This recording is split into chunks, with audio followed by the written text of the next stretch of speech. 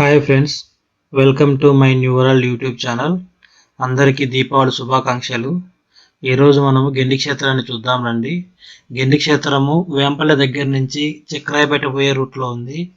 చాలా ప్రసిద్ధ క్షేత్రం ఇది. ఇక్కడ ఆంజనేయ స్వామి గారు కొలువు ఉంటారు. గెండి క్షేత్రం ఎదురుగా మనకు ఒక నది ప్రవహిస్తూ ఉంటుంది, ఏరు.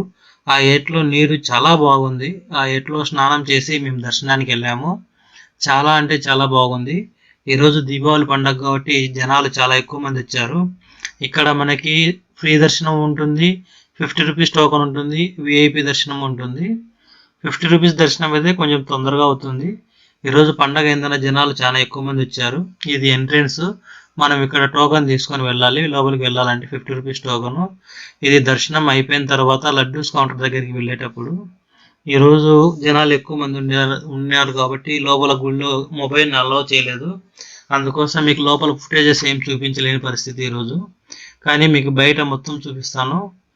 ఇది మనకు గెండి క్షేత్రం ఎదురుగా ఉండే ఏరు. ఏట్లో నీరు చూడండి ఎంత బాగున్నాయంటే అంటే చాలా నీట్గా ఉన్నాయి నీళ్లు మాత్రము. ఇక్కడ అంతా స్నానాలు చేస్తుంటారు.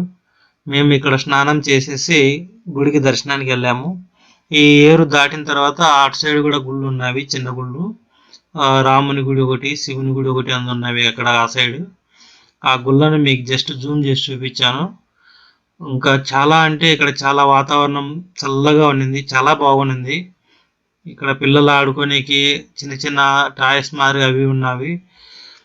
చాలా బాగుంది. చూడండి, గెండి క్షేత్రం వీడియో మొత్తం పెట్టాను, ఈ వీడియోలో చూడండి.